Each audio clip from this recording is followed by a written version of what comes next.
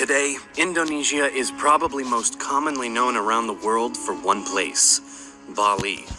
An exotic and romantic vacation spot, so many people view Bali as the representation of Indonesia as a whole. But what about the rest of the nation? How did that one island and the rest that make up the entirety of Indonesia come to be what they are now? Where did the history of Indonesia begin? Like its neighbor of Malaysia, Indonesia can trace its first signs of modern human life all the way back to about 40,000 years ago. Although there is also archaeological evidence suggesting that 40,000 years may be an underestimate, and other ancestors of today's humans may have been present in the region as long as 1.9 million years ago. Either way, the earliest reliable evidence of a sophisticated civilization in current-day Indonesia dates back to only about 400 BC. With the discoveries of Indian trade goods in the region and inscriptions found in West Java and eastern Kalimantan, it is also believed that trade with China would have been concurrent with the trade between the Indonesian archipelago and India. Commerce with these particular foreign nations would have also brought the religions of Buddhism and Hinduism to the islands, beginning or contributing to the outside influence on the region. Jumping ahead to the 7th century, the powerful trade-oriented Srivijaya Empire, originating from the island of Sumatra, flourished from the Malay Peninsula down to Java. Despite their remarkable success over multiple centuries, the Buddhist empire of Srivijaya faced its decline after the Chola Empire from India seized their Sumantran territory of Palembang and apprehended their king in 1025. From that point on, the Srivijaya Empire essentially collapsed, making room for the Hindu kingdom of the Majapahit Empire. Founded in 1292, the Majapahit Empire rose to dominate the modern-day Indonesian region throughout the 13th and 14th centuries, prospering through trade as the Srivijaya Empire had done before them. Still, just as their predecessors, the Majapahit Empire hit a wall and began a rapid downfall. Theirs came after the death of one of their leaders, Gajah Mada, in 1364, and the following death of the king Hayam Wuruk in 1389. Leading up to this time, the Islamic faith found its way to the archipelago and began to really take hold over the ensuing centuries. Many different lesser-known sultanates found success throughout the islands as a result, some even outlasting the dominion of the Majapahit Empire. As these kingdoms continued to grow trade in and out of the region, European powers became attracted to the spice market that it offered. The first of such nations to arrive in modern-day Indonesia were the Portuguese and the Spanish in the 16th century. While Spain did attempt to exert some dominance in the Maluku Islands, also known as the Spice Islands, their authority in any part of the Indonesian archipelago was short-lived, due to See this property on Craigslist for $4,300 a month? Well, it's been sitting empty for the last 28 days. And there's Portugal and later the Dutch and British. The Portuguese were initially triumphant in the Malay Peninsula, capturing Malacca in 1511. From there, they aimed their sights towards the Spice Islands, beginning their bid to take control of the spice trade in 1512. While they had some levels of success, they were fairly quickly pushed out through the arrival of the Dutch by the 17th century. In terms of the colonial powers, the Dutch were surely the most prominent intruder into the Indonesian islands. The first Dutch expedition set off for the archipelago in 1595 under the command of Cornelius de Houtman and dropped anchor at the shore of West Java. Around this time, the Dutch East India Company was formed in order to control trade between the Dutch Republic and the nations throughout the Indian Ocean.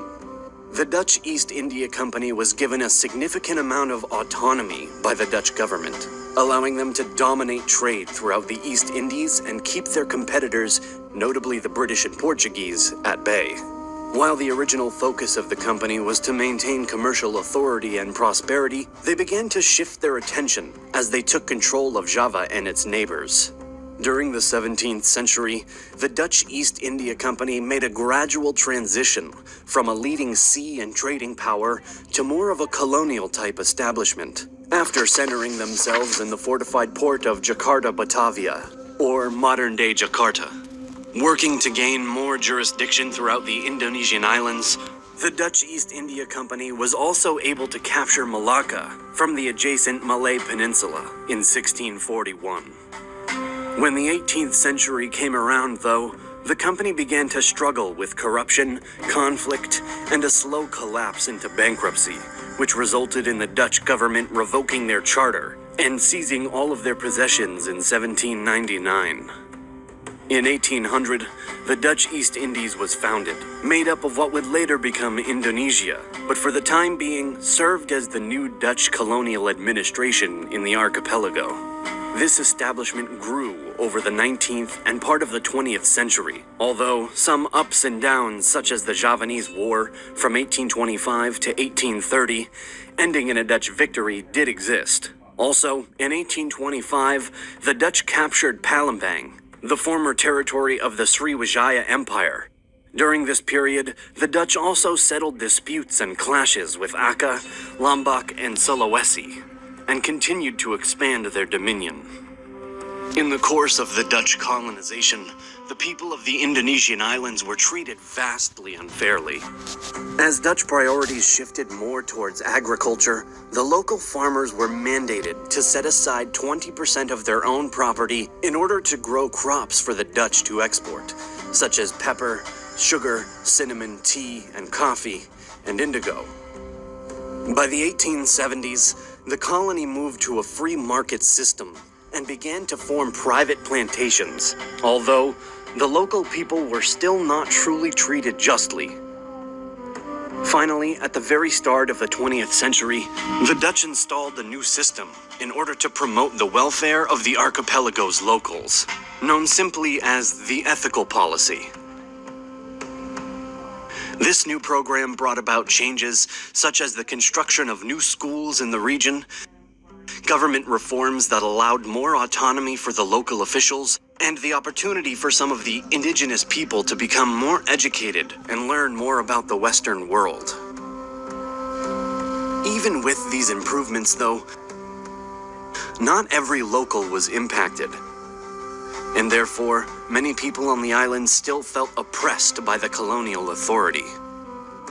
Over time, these feelings of resentment culminated in nationalist movements and a push for ultimate independence. Unfortunately, for the people of the archipelago, the fight for freedom was swiftly interrupted by the intrusion of the Japanese during World War II. At first, the locals were not completely displeased by what they saw as a liberation from their Dutch oppressors. When the Japanese occupation of the region began, they were quick to win favor from the Indonesian people, doing so through their use of natives for administrative positions, unlike the Dutch and their willingness to support Indonesian nationalists. The successful strategy was only temporary, though, as the Japanese opted to use the Indonesian islands in whatever form best suited them during the war, which drew some disapproval from a number of locals. Still, the relationship between the Japanese and natives was not horrible, and as the Axis power began to face defeat in the World War, they threw their support even further behind the Indonesian independence movement. During the latter half of 1944, the Japanese declared their goal of creating a self-governed East Indies, which was later confirmed in August of 1945, when Terauchi Hisaichi, commander of Japan's Southern Expeditionary Army Group, summoned Muhammad Hatta and Sukarno, two Indonesian independence movement leaders, and informed them that Japan intended to make an immediate transfer of independence. The two nationalist men announced Indonesia's independence, declaring it an independent republic, once word was out of the Japanese surrender to the Allied forces on August 17, 1945. The proclamation of an independent republic was not quite so simple, though, and sparked a series of clashes between the Indonesians and the colonizing forces of both the British and Dutch. The British were less compelled to fight back, eventually withdrawing as the Dutch stepped in to try and retake their former possession. After repeated failures, unsuccessful police actions, and growing condemnation from the far west, such as the US, at long last, in the final weeks of 1949, the Dutch recognized Indonesia. The following years marked a time of political and constitutional development, accompanied by agricultural and economic ups and downs as well. Beginning first as a parliamentary democracy, subsequently following what then-President Sukarno called a guided democracy, started in February of 1957. The republic then fell into the hands of a dictator, former General Suharto, in 1966, before finally returning to a democracy as of 1999. Today, Indonesia is still growing and developing as an independent nation, and an overall population of roughly 273.5 million people in 2020. The Republic of Indonesia is now led by their 7th president, President Joko Widodo of the PDIP, or Indonesian Democratic Party of Struggle.